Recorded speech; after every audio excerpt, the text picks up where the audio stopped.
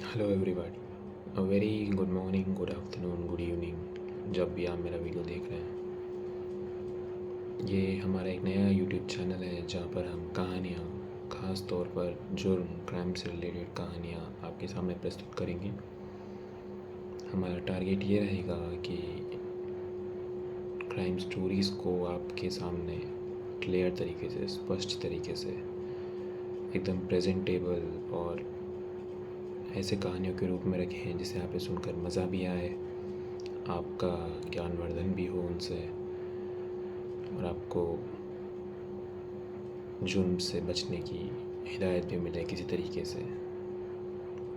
तो इसी सिलसिले को शुरू करते हुए आज हम आपके लिए लाए हैं एक बहुत ही फेमस कहानी जो मोस्ट प्रोबेबली ऑलमोस्ट हर इंडिविजुअल जो ये वीडियो देख रहा है उसने कभी ना कभी इसके बारे में सुना होगा या देखा होगा, किसी तरीके से जाना होगा इसके बारे में। अभी रिसेंटली में इसके ऊपर एक वेब सीरीज़ भी बनी है जिसका नाम है तंदूर। तो समझता हूँ काफ़ी सारे लोग समझ गए होंगे कि आज हम उस तंदूर कांड के बारे में बात करने वाले हैं जिसने एक समय में 1995 में पूरे देश को झकझोर कर रख दिया था। तो आइए शुरू करते हैं। उम्मीद करता हूँ आपको ये कहानी पसंद आएगी और हमारी शुरुआत एक अच्छे नोट पर होगी। कैमरे के साथ मेरी आंखें हो सकती है ऊपर नीचे हो, क्योंकि एक स्क्रिप्ट लेकर बैठा हूँ सामने जो तैयार करी थी कुछ समय पहले। सोचा था वीडियो बनाऊँगा, डालूँगा। आज मौका मिला है तो बैठा हूँ। कोई भूल चूक हो तो माफ़ करिएगा। तो शुरुआत करते हैं। बात है 2 जुलाई 1995 की। 1995 ऑलमोस्ट 29 ईयर्स हो गए हैं इस घटना को घटे हुए। कहानी के 4 मुख्य किरदार हैं मैं समझता हूँ। पहली तो नैना साहनी जो कि विक्टिम रही इस केस में। दूसरे उनके हस्बैंड सुशील शर्मा। तीसरे मकबूल करीम। चौथे अब्दुल नाज़िर कुंजू साहब। तो आइए इनके बारे में पहले थोड़ा कुछ जान लेते हैं। क्या इनका बैकग्राउंड है, क्या ये काम करते हैं, किस तरीके से ये स्टोरी में इन्वॉल्व हैं। तो सबसे पहले जो मेन विक्टिम है जिनका नाम है नैना साहनी, वे कांग्रेस की एक वर्कर हैं, वर्कर थी, बुटीक का काम भी करती थी। अब इनकी उम्र उस समय कुछ 29-30 बरस की होगी। दूसरे मुख्य किरदार हैं सुशील शर्मा जी जो कि नैना साहनी के ही पति हैं और इस कहानी में मेन विलन अगर हम कहें, मेन जिन्होंने जुर्म को उसके जिसने जुर्म को अपना रंग दिया, who brought the crime on the floor, he is Mr. Sushil Sharma, the husband of नैना साहनी। तीसरे हैं मकबूल करीम। सुशील शर्मा के बारे में ये भी जानना ज़रूरी है कि उस समय वो इंडियन नेशनल कांग्रेस के एक यूथ लीडर भी थे। उनका वर्चस्व अच्छा था यूथ कांग्रेस के अंदर। और अगले कैरेक्टर जो हैं वो मकबूल करीम हैं। वे भी एक कांग्रेस वर्कर थे, नैना साहनी के परीक्षक थे। सुशील शर्मा को भी जानते थे क्योंकि कांग्रेस के पार्ट थे, यूथ कांग्रेस के। चौथे हैं अब्दुल नाज़िर कुंजू साहब जो कि पुलिस वाले थे उस समय।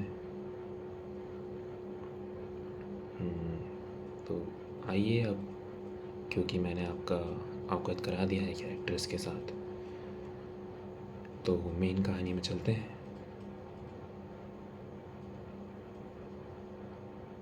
तो सुशील शर्मा, जैसे मैंने आपको बताया, INC youth leader, Indian national Congress के यूथ लीडर थे।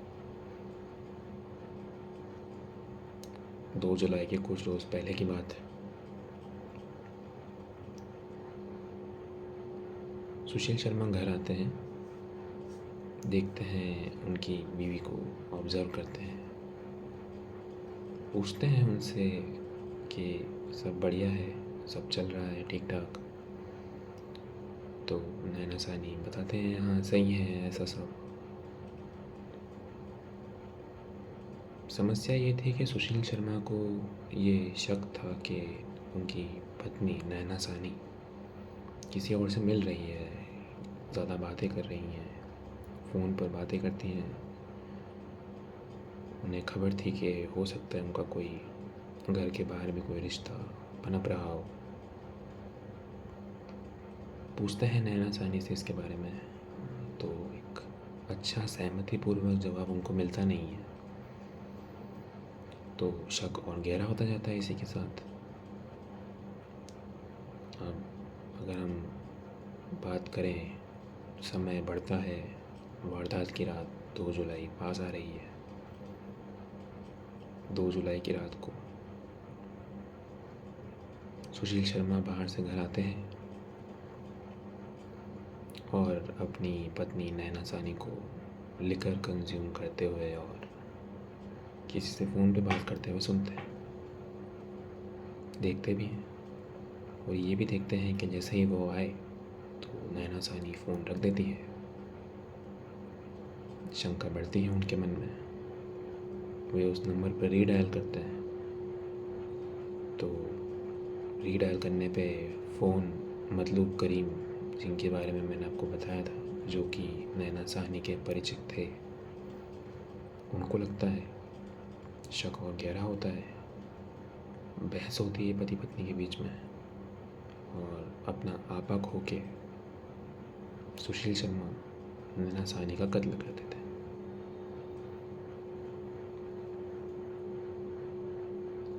ये तो वारदात हो गई, मर्डर हो गया, कत्ल हो गया। सनसनीखेज बात इसके बाद आती है, क्योंकि अब मर्डर हो चुका है, कत्ल हो चुका है, मार दिया गया है नैना साहनी को उन्हीं के पति सुशील शर्मा द्वारा। तो कोई भी व्यक्ति जिसने कोई जुर्म को अंजाम दिया है, पहली सोच उसकी यही रहेगी कि अब सबूत मिटाने हैं।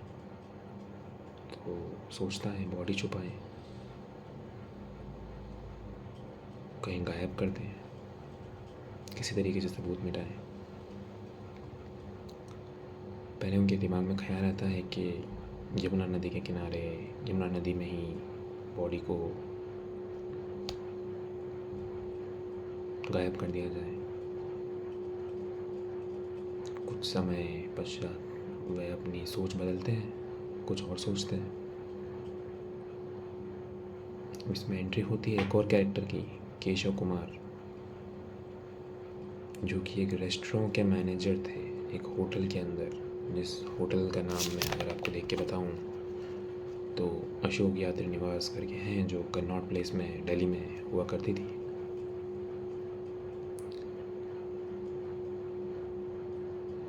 तो होता क्या है कि सुशील कुमार डेड बॉडी को लेके उस रेस्टोरेंट में जाते हैं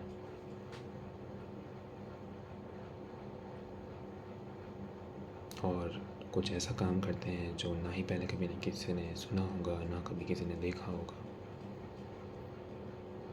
वे केशव कुमार जिनके बारे में मैंने बताया आपको, उन्हें कहते हैं कि ये तंदूर जो आपके यहाँ है, तंदूर आप समझ सकते हैं, वो जलता हुआ रहता है उस समय। तो नैना साहनी की बॉडी के पहले टुकड़े करते हैं, उस तंदूर में डाल देते हैं कि सबूत मिट जाएंगे, कुछ बचेगा नहीं। It would be easy for them to get rid of the dead body as well, to wipe out the evidences. तो वे करते हैं ये, लेकिन अब बॉडी है वो तंदूर में आती नहीं, जलती नहीं, दिक्कत आती है। तो वे केशव कुमार को बोलते हैं और कहते हैं कि बटर लेके आओ, हम बटर यूज़ करते हैं, बटर से आग तेज़ होगी, शरीर जल्दी जलेगा। और समय कुछ हो रहा है रात के 11 साढ़े 11 बजे। Late night it is. Generally restaurants they do close by that point of time. बंद हो जाते हैं रेस्टोरेंट उस समय तक। यहाँ पे हम देखते हैं कि बॉडी को तंदूर में एकदम आग पकड़ लिया। तंदूर ने बटन डाला है, ऑब्वियसली तो आग पकड़ेगा तंदूर, और बॉडी जल रही है। अब एंट्री आती है चौथे मुख्य कैरेक्टर की, जिसके बारे में आपको मैंने बताया था, अब्दुल नाजिर कुंजू साहब। ये एक पुलिस कांस्टेबल थे जिनकी उस एरिया में ड्यूटी लगी थी उस रात को। उन्हें चेक करना था, मतलब जनरली पेट्रोलिंग वगैरह के जो काम होते हैं, किसी भी एरिया की देखभाल देख रेख, रात को कोई जुर्म ना हो जाए, उनकी जिम्मेदारी उनकी थी उस रात को। वे उस रेस्टोरेंट के पास थे। देखा, समझते हैं तो उन्हें कुछ अजीब लगता है कि पहले तो रात का ये समय 11 साढ़े 11 12 बज रही है। और देखते हैं कि धुआं बढ़ता ही जा रहा है। जनरली इस समय तो दुकानें बंद होने का टाइम होता है, तो कोई भी व्यक्ति अपनी दुकान बंद करके, होटल बंद करके, रेस्टोरेंट बंद करके जाने का समय रखेगा। और यहाँ पे तंदूर तो भड़कता ही जा रहा है, धुआं निकलता ही जा रहा है। तो ऑब्ज़र्व करते हैं कुछ समय, फिर जाके देखते हैं तो उनको लगता है कि कुछ तो गड़बड़ है। कुछ नहीं, बहुत ज़्यादा ही गड़बड़ है। अपने सीनियर्स को बुलाते हैं, उनके साथ जाके देखते हैं तो पहले सोचते हैं कि कोई जानवर होगा, इसे जला के शायद तक भूल गए। तो देखते हैं, फिर उन्हें दिखता है, हाथ दिखता है, बॉडी के कुछ पार्ट्स दिखते हैं। तो समझ जाते हैं कि ये डेड बॉडी है, किसी ने मारा है और यहाँ जलाया है। अब तहकीकात चालू होती है, क्या है भाई, क्योंकि बॉडी पूरी जल चुकी थी, पूरी तरीके से ऑलमोस्ट नष्ट हो चुकी थी। तो देखते हैं क्या हो रहा है, कैसे हो रहा है, किसकी बॉडी है, पहचानना ज़रूरी है। और हालत बॉडी की इतनी ख़राब कि उसको देख के समझ कुछ नहीं आ रहा है क्या हो रहा है। तो अब इन्वेस्टिगेशन चालू होती है। अब इस बीच मतलब करीम, जिन्हें मैं बोलूँगा मेन एक किरदार, जो शायद ना होते तो ये कहानी आप नहीं सुन रहे होते। मतलब करीम पुलिस के पास जाते हैं, रिपोर्ट लिखाते हैं, बताते हैं कि मेरी मित्र नैना सानी कहीं मिल नहीं रही है कुछ समय से। फ़ोन लगाया उन्हें, फ़ोन नहीं हो रहा है।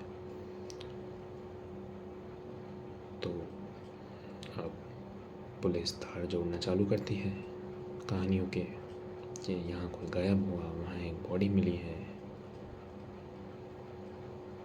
और जिस हिसाब से मतलब करीम बताते हैं पूरी बात, क्या बात हुई थी, कैसे गायब हुआ, तो शक और मजबूत होता है पुलिस का। तो ये सुशील शर्मा को बुलाते हैं, पूछताछ करते हैं और पता चल जाता है कि हाँ, सुशील शर्मा ने ये काम किया है। This heinous act of murdering his own wife, अपनी ही पत्नी का पहले मर्डर, कत्ल करना, और फिर बॉडी को ऐसे ठिकाने पहुंचाना जो किसी ने नहीं सोचा हो, किसी ने नहीं सुना हो, किसी ने नहीं देखा हो पहले।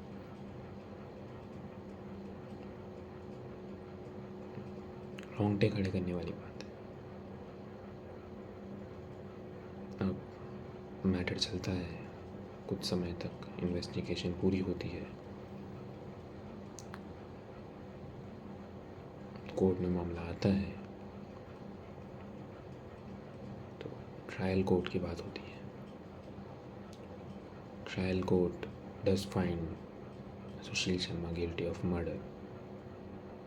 Murdering his own wife Naina सानी,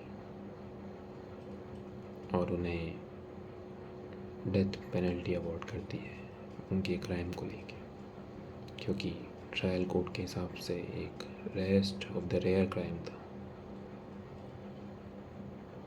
रेयरेस्ट ऑफ द रेयर, मतलब इससे संगीन, इससे घातक कुछ नहीं हो सकता। Because it isn't just a crime against Naina Sahni the individual, but crime against the society, जो सोसाइटी को झकझोर देता है, जो देश को झकझोरने का आदा रखता है।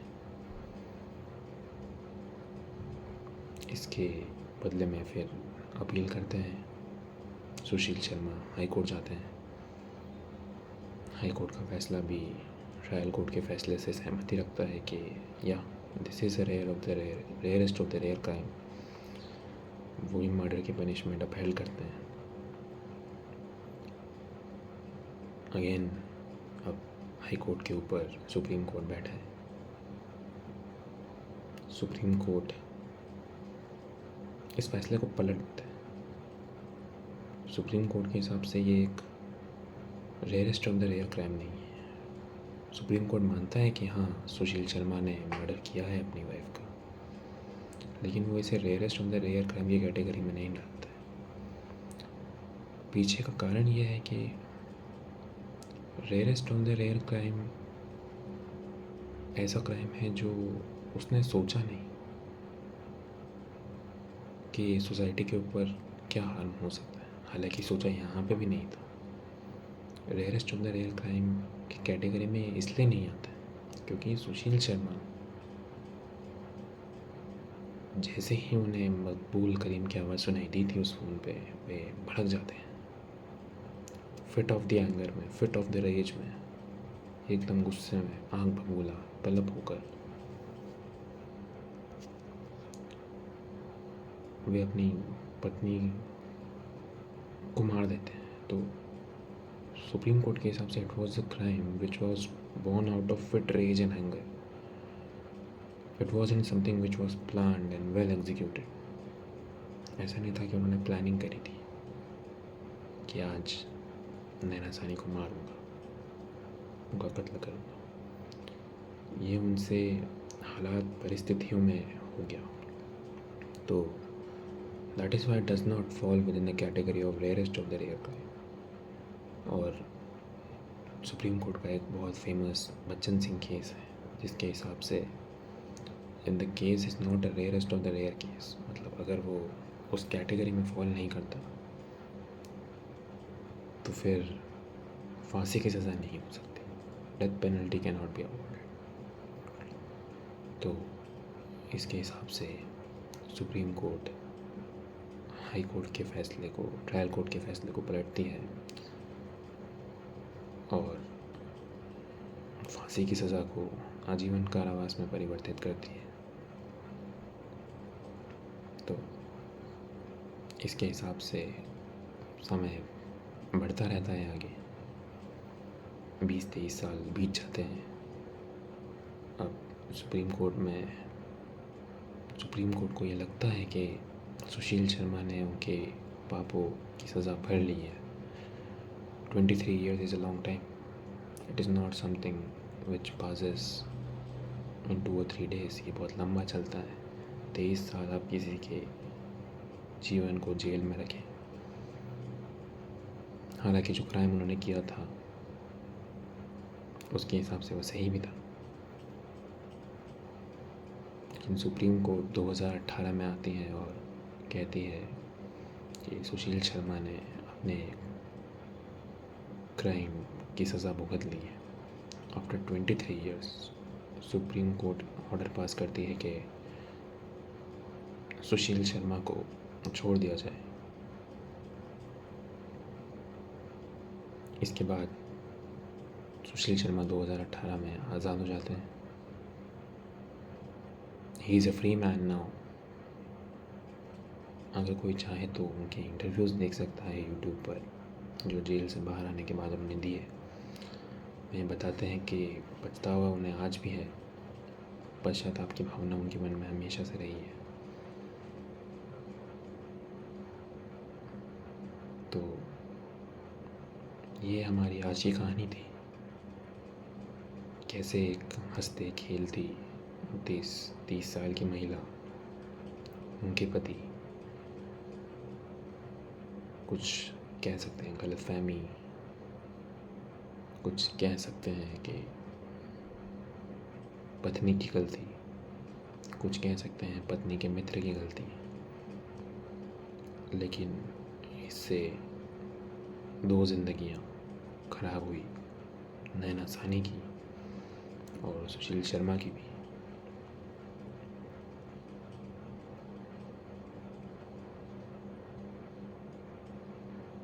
उम्मीद करता हूँ कि ये कहानी आपको पसंद आई हो, कुछ इंटरेस्ट आपका जगा हो, कुछ आपको इंटरेस्टिंग लगा हो इसमें। तो ऐसी ही कहानी हम रोज़ आपके लिए कोशिश करेंगे कि लेके आएँ, क्योंकि मैं अभी अकेला हूँ चैनल पर, तो मुश्किल रहेगा, लेकिन पूरी कोशिश करेंगे कि आपके लिए ऐसे ही इंटरेस्टिंग सी, बेहतरीन क्राइम से रिलेटेड, थ्रिल रिलेटेड कहानियाँ जो सच्ची घटनाओं पर आधारित हो, आपके लिए रोज़ लेकर आएँ, प्रस्तुत करें आपके सामने, और उम्मीद करें कि आप इन्हें एंजॉय करें। अंत में यही कहना है कि अगर आपको ये अच्छी लगे तो do like, share, comment and subscribe. That's it for the day. Hope you have a great day, great night, great evening जब भी आप ये वीडियो देख रहे हैं। शबा खैर, साइनिंग ऑफ, अनुज सोनी।